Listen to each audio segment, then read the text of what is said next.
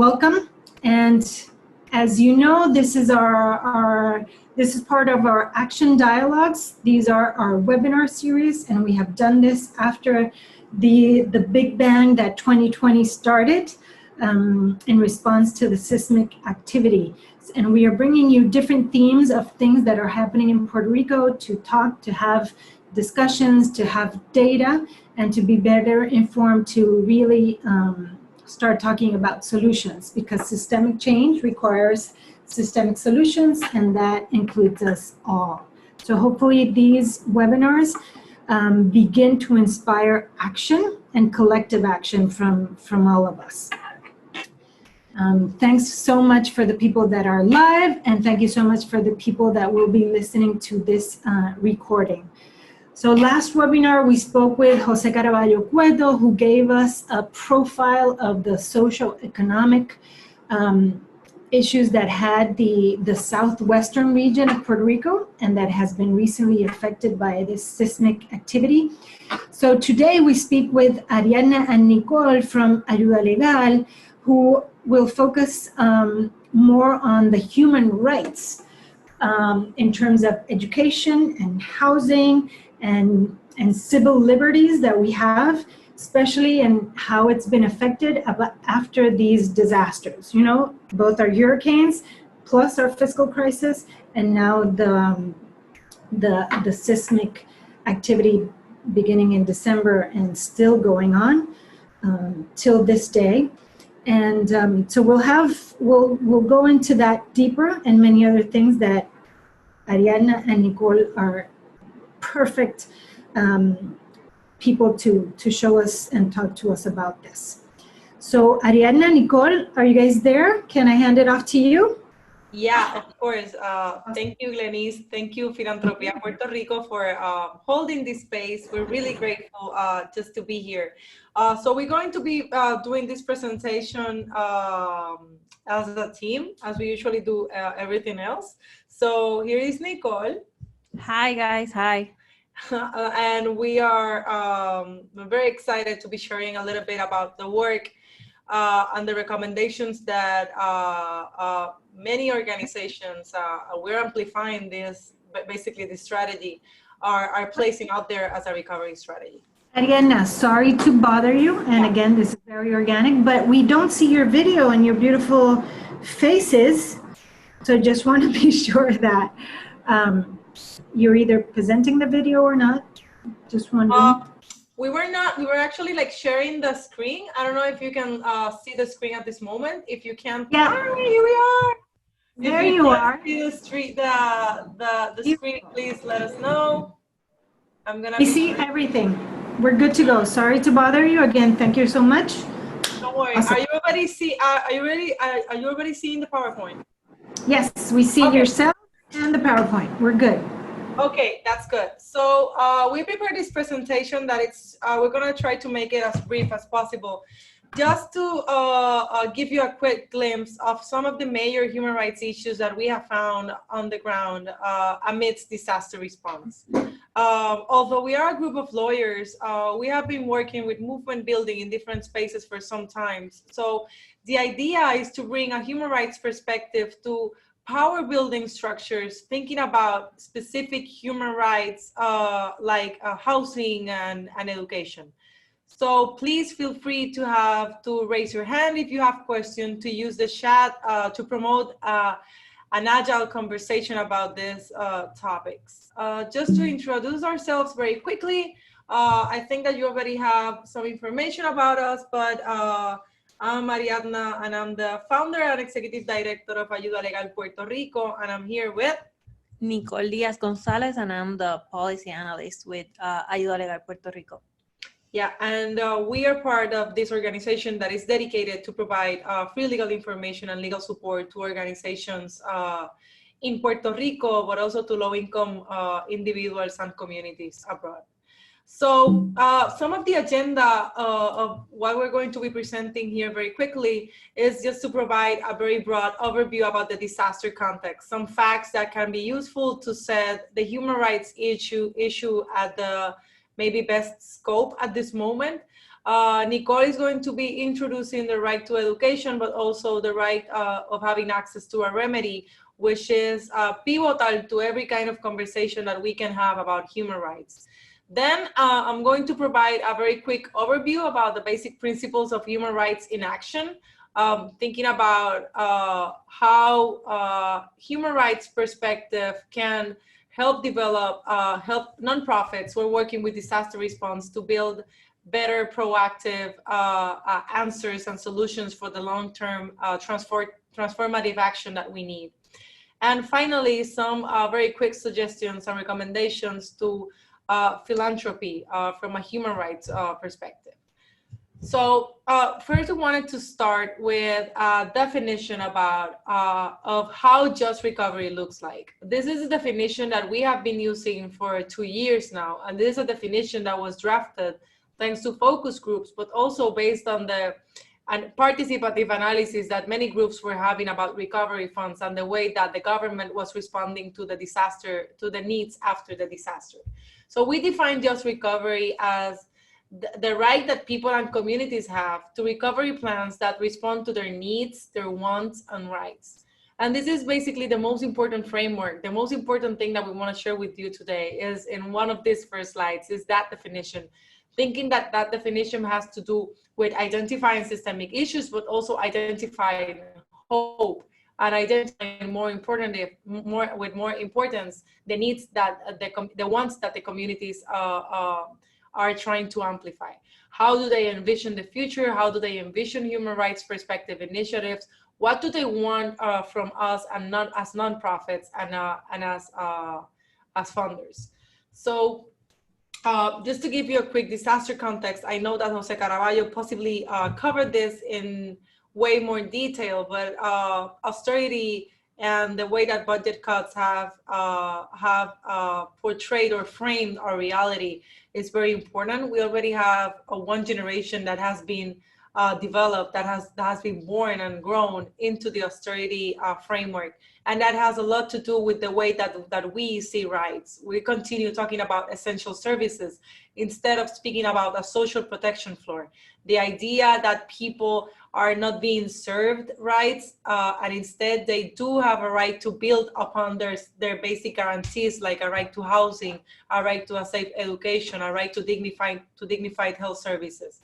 So when we speak from a human rights perspective, we always want to answer the question of austerity with the idea or the demand that any kind of budget adjustments have to protect first as a priority the social protection floor. In the last 10 years, 15% of the population has outmigrated the island. And what we are seeing right now in terms of population displacements, which is a big part of our work, is how 3 major incentives at least are helping people be substituted in their own homeland. And that's Puerto Rico being portrayed as a visitors economy destination, Puerto Rico being portrayed as a tax haven for millionaires, and that's through Act 20s and 22s, and the fact that 95% of Puerto Rico has been deemed as an opportunity zone. And while we're speaking about austerity, and we are not speaking about a social protection floor, the reality is that promoting Puerto Rico as a haven for millionaires and for speculation tells a story about how do we perceive rights in our ecosystem. So regarding the hurricanes, very quickly, I wanted to share some facts that probably you already and I'm seeing David, your comment. Let me go through the following 2 slides and then we can go back to that. So the hurricanes Irma and Maria, and we wanted to share a little bit about the human rights incidents that we found out there, knowing that many of you already know about this because you have seen it in the news or maybe you have been working on the ground with us. So what we saw is that the idea that the government collapsed, and this is something that I want to challenge, but it has to do with the reality that nonprofits and funders and communities have to face when we are amidst a disaster response. We speak always about shared responsibility when we speak about the government. In the case of Puerto Rico, because of our colonial situation, it's always the U.S. and the Puerto Rico government. And back then we had a shared responsibility when you had the local government being insufficient or inadequate to provide first aid response after a major disaster, while at the same time you had the cabotage laws and you had the army saying that some communities were inaccessible, and you had supplies being stopped from coming into Puerto Rico. There was the idea that the government collapsed, but I think it's very important when we speak about human rights, including free speech and including the way that the government relates to individuals, to point out that the government never collapses. The government remains, but remains in a form that is not adequate to provide first aid, legal first aid help to the citizens, but remains in a form that can still help to oppress people in need. And I don't know if you remember, but after Maria, the government placed a curfew, and a man was almost killed with tasers by the police because he violated this curfew because he was working, trying to figure out how to aid his family and community, and so he had to take the streets. Also, we saw insufficient response. You already know this, but 60% of FEMA denials and a lot of discrimination against people with informal titles who were wrongfully denied assistance to repair their houses in a timely manner. And 2 years after the hurricanes, we have 9.7 billion CDBG-DR funds allocated to Puerto Rico. 1.5 billion of that bigger quantity was is already in the island, and yet 0 cents have been invested in any house repairs for people affected after Irma and Maria.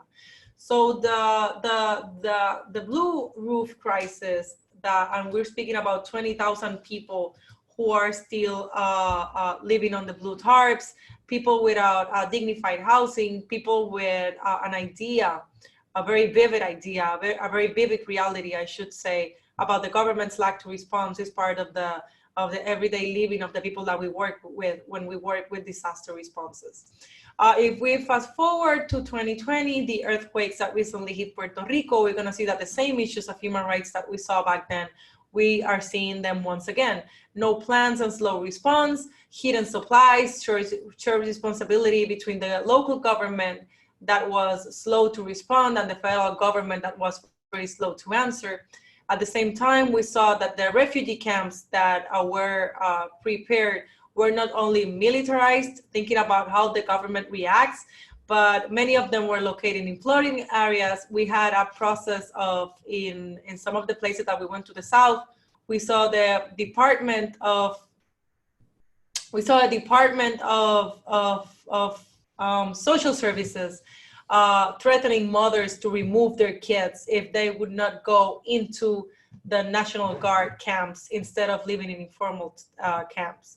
And at the same time, we're seeing these places, these informal camps, without protocols for sexual assault and domestic violence, which is a huge issue in Puerto Rico. So the toll, the official toll that we have at this moment is that nearly 20,000 families were displaced after the process of the hurricane, after the earthquake, 800 houses were destroyed.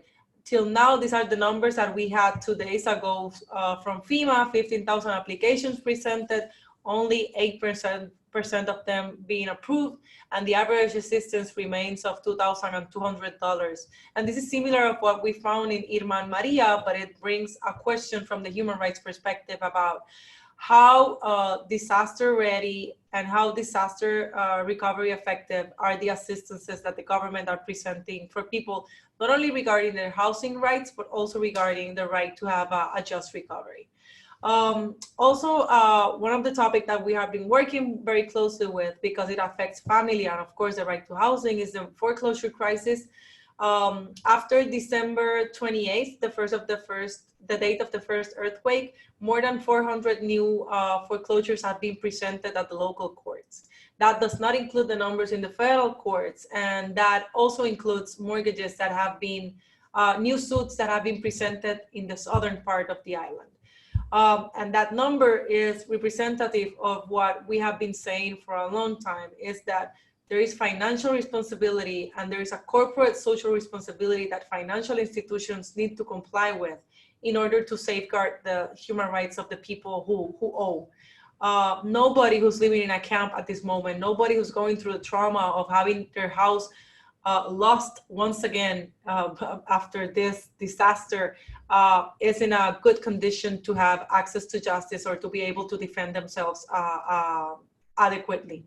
So one of the things that we are advocating for is to revise in the disaster process the definitions of risk. You know, the financial institutions say that a person at risk of losing their houses is a person who owes more than 120 days of debt. It means 120 days behind their payments. In ayuda legal, we think that a person who's unable to pay because they are undergoing through austerity, through some consequence of austerity like pension cuts, or that is undergoing a disaster, needs to be considered a person at risk and should be eligible for just moratoriums, should be eligible for the cases to be stopped at the courts, and for other access to remedy provisions that Nicole is going to be mentioning a little bit more about. So we wanted to focus briefly on the topic of education. As an example, mostly because public education, primary, secondary, and higher education has been one of the main targets of the austerity policies, and we want to show you how the measures taken regarding public education have affected also disaster response. So since 2004, around 34% of public schools have been closed. The closings have been justified by the loss of population, but do not take into consideration that there was a big class size before the closings, and also that some schools are located in hard to reach areas. So their permanence in that place is not based in population, but in access. So a study by Hunter College, for example, found that rural areas and primary schools have been disproportionately affected by the closings.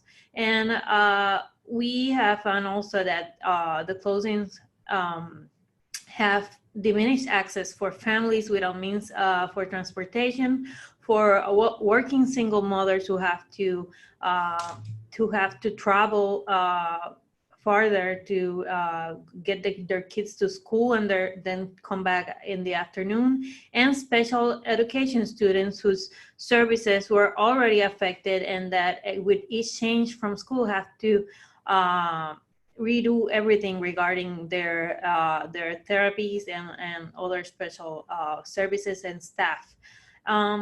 Another example of what happens is that the government routinely fails to pay the public transportation services for the schools and the special education services, which are contractors. So how is this connected to the disaster response? Here, okay. So just after the January 7th earthquake, we found out that 95% of the schools did not comply with building codes. This was a known issue. They said it almost immediately afterwards when on January 7th, one school collapsed, a school that had been cleared just 2 days earlier to start classes the following day. This was a known issue. It was not corrected. In fact, some of the closed schools that are mostly either abandoned or in a very slow and quiet process of transfers to private individuals or to nonprofits, those were safe and were closed, and that was also not taken into consideration when deciding which schools to close. So, of course, schools as shelters were essential part of the disaster plans, and that fell through, and was a big issue when people did not know where to go and local governments did not know where to put the displaced people. There's no word yet on what that means for hurricane season. We're 4 months away for hurricane season, and we do not have a plan yet regarding where people will seek shelter in case of a new hurricane. Up to today, most public schools are still closed. The government is not taking any acceptable measures to guarantee safety. They have taken inspectors to see the schools, but they are only looking at earthquake damage. They are not, and that's included in their certification, they are not looking for building code violation or any other problems in the construction that would make it inappropriate for seismic activity. And this has been identified, that the fact that schools have not yet opened and do not have a time frame for opening, that's one of the main reasons that families are given when living in Puerto Rico these days. What we do know up till now is that they are planning to have classes under tarps and tents. At least one, the city of Ponce is trying to arrange for classes to be held in one of the buildings, the municipality's building, but that's not the case for other cities in the south. So we want to now go to how these austerity measures have also affected access to remedies and, of course, access to justice. So briefly, what mechanisms do people here actually usually have to handle their issues? Well, they have the complaints procedures and administrative appeals that are within each public agency. There are advocate offices for the women, for the elderly, patients, veterans, and there's, of course, the courts of law. But they have all been deeply affected by budget cuts. Advocate offices have had to cut services, fundamental services, such as assistance to domestic violence survivors. They have had to close local offices for the public agencies, and a lot of courthouses have been closed, mainly in the areas that have higher indexes of poverty and difficulties of movement, because people do not have means of transportation and there are not networks of public transportation. So we say that paths to justice then are partially or completely blocked. In the case of actions against the state, it's completely blocked due to the automatic stay under the Promesa Act. And as I said before, the closings of local public service centers and courthouses, the shrinking free legal services community that has also been impacted by budget cuts. Those who depend on some kind of government funding to continue to provide services. And of course, and I'm pretty sure Caraballo also talked about this, the worsening poverty and discrimination. So what we are urging now is that the state has to provide appropriate funding to comply with access to justice, with an access to justice principle.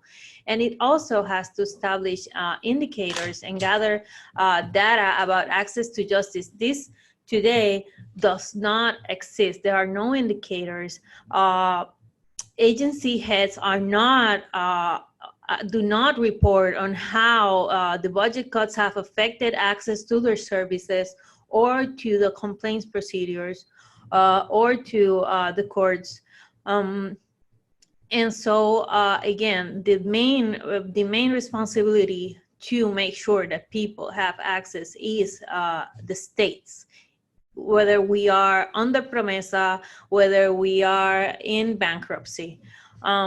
And by the legal services community, we also say that we have a shared responsibility, but on our part, we are working, we're continuing to defend people's rights.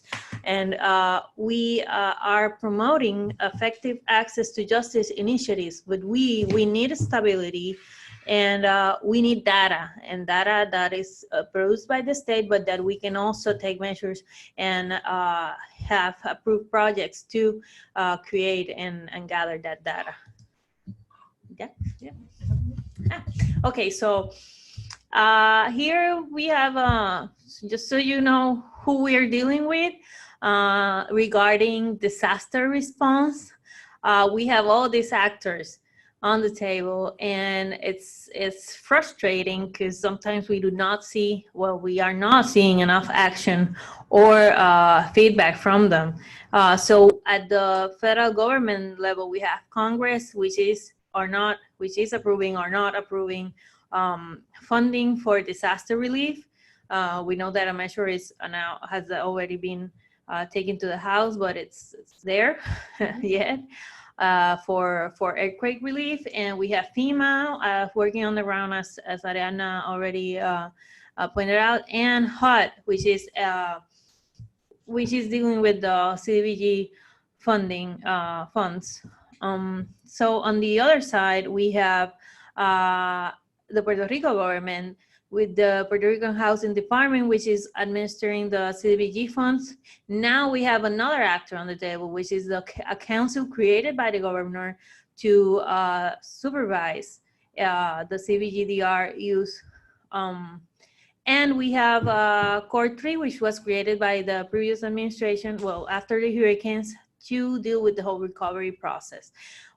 Also, we put there, with all the question marks, the Fiscal Control Board, because under the new conditions set for the CBG mitigation funds, the Fiscal Control Board now has a role to certify the appropriate use of the funds under their fiscal plans. How does that look? Well, as the question marks point out, we do not know yet. And on one of the main idea into providing this very simple graph of the decision-making process within the housing issues, is only for the housing issues. It's like to portray how difficult it is to find accountability when we're working with disaster response issues. One of the, as Nicole was explaining, the access to remedy, that has to do with accountability, that has to do with transparency, that has to do with the simple answer to the question, who is making the decision and who do we need to move when we're trying to advocate for things like housing or education or climate justice or health issues.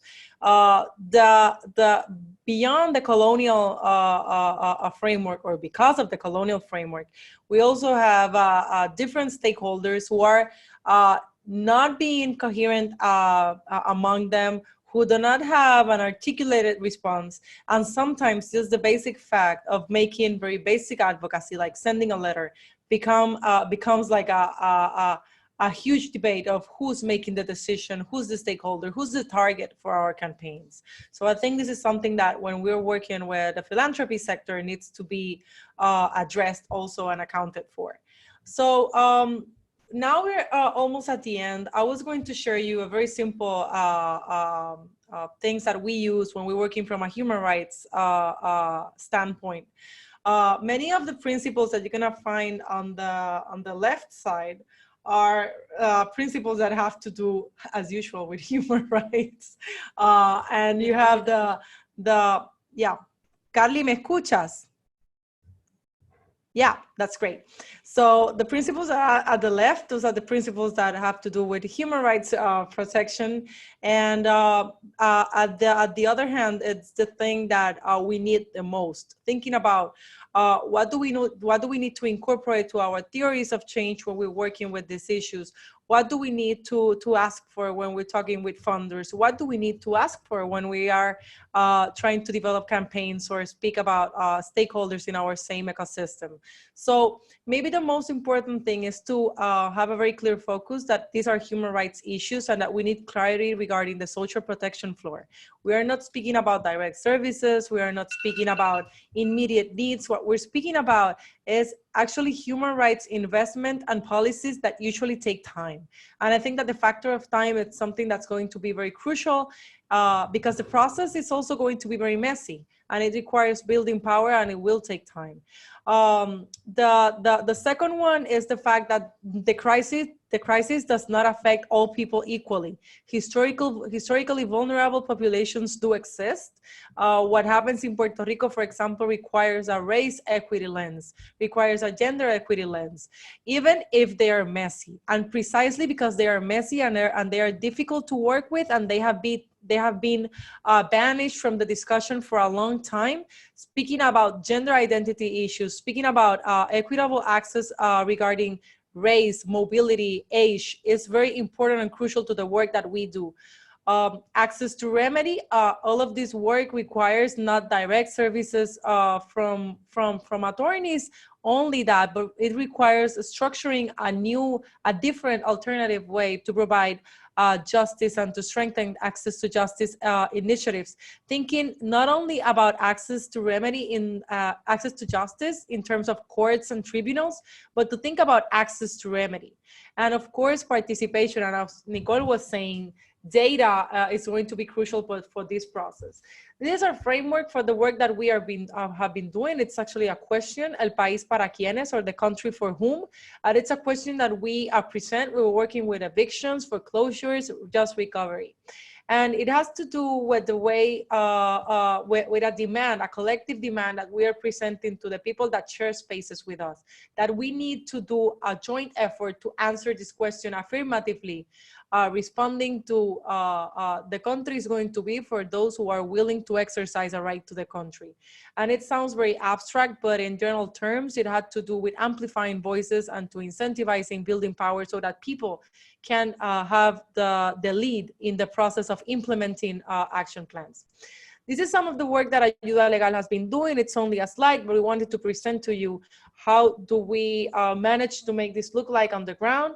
We provide not only legal education, but we also develop capacity among leaders and pro bono attorneys so that we can prepare better conditions, not to provide representation, that's not our role, but to provide accompaniment so that people can develop self-defense strategies, or they can feel more empowered to do advocacy by themselves. So this is part of the framework that Ayuda Legal has been doing. And of course, we're more than happy to share a little bit of more information with you about it.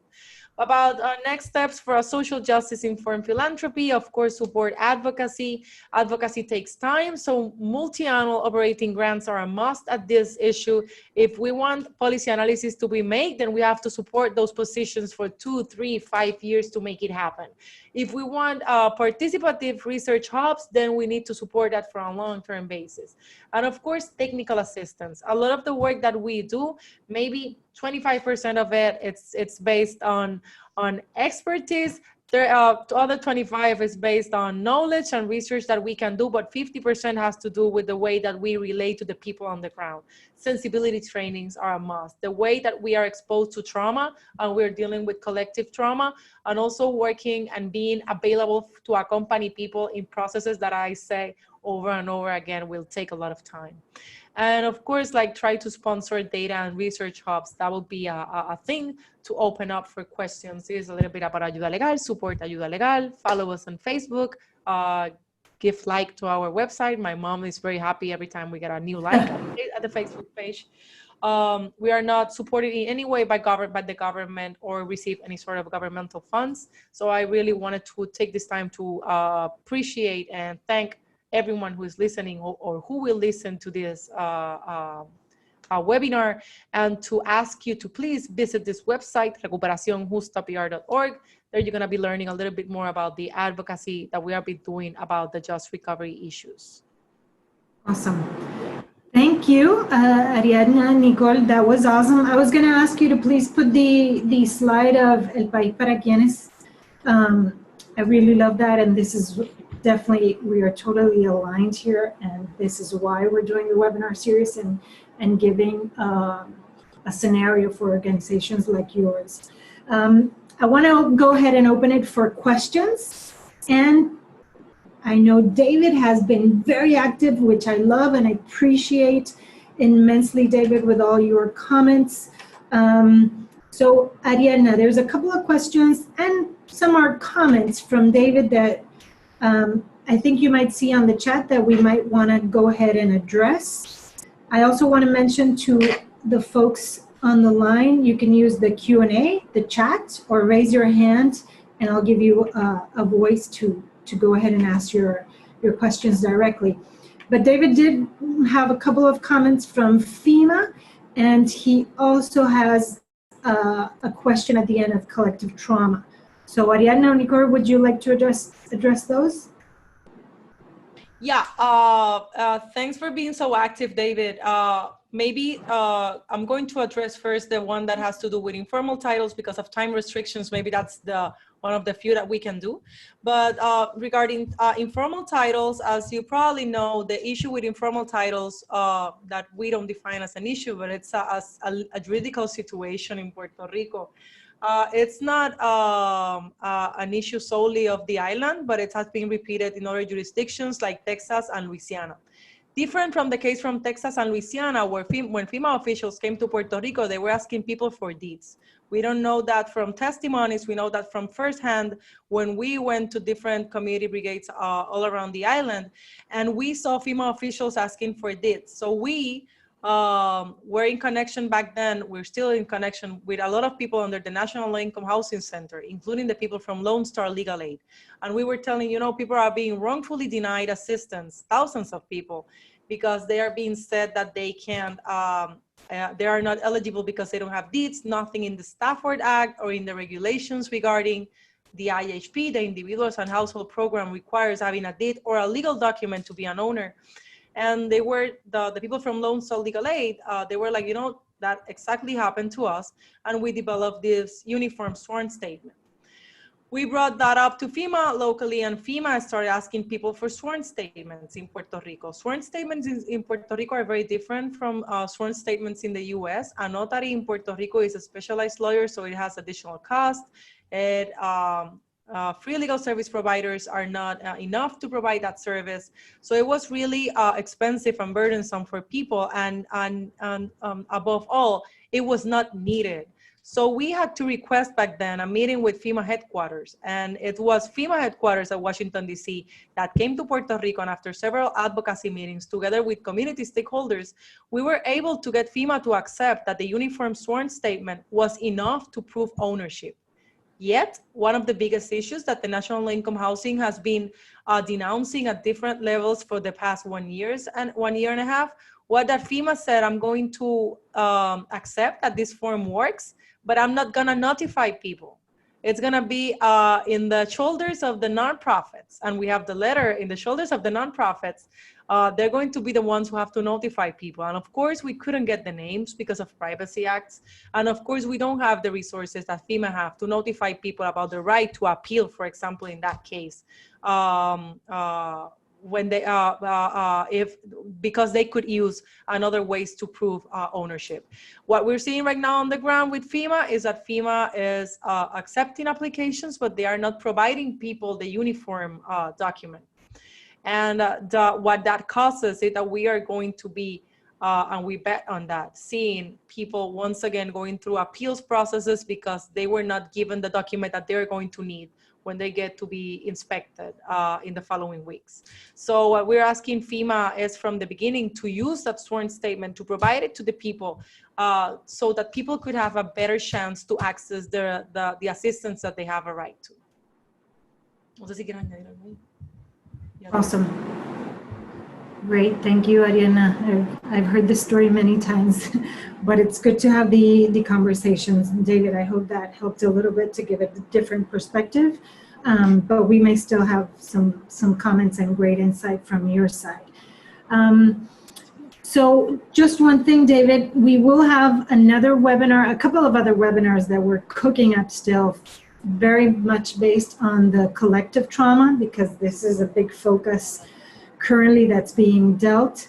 Actually, next week's, I think it's next week's that we're confirming that one, and that topic will be discussed in more than one webinar. Ariadna, I don't know if you had anything to say in regards to collective trauma. Thank you, David. That would be great. I might do a connection here. Yes, just briefly, we're coordinating our brigades with other organizations such as Coordinadora Paz para la Mujer and other services.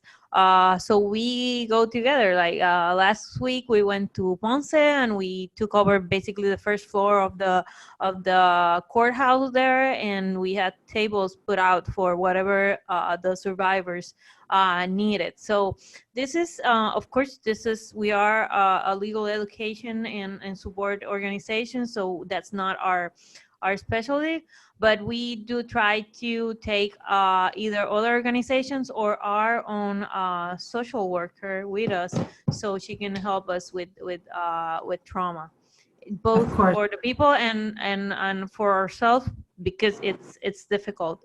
It all adds up, and at the end of the week, we see a lot of suffering. So it gets really hard at some points.